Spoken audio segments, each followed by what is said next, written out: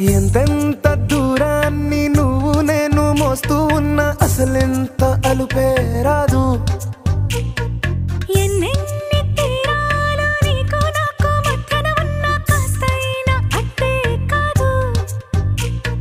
నీతో ఉంటే తెలియదు సమయం, నువ్వు లేకుంటే ఎంత న్యాయం. గడియారంలో సెకనుల ముల్లే కంటకి కదిలిందే.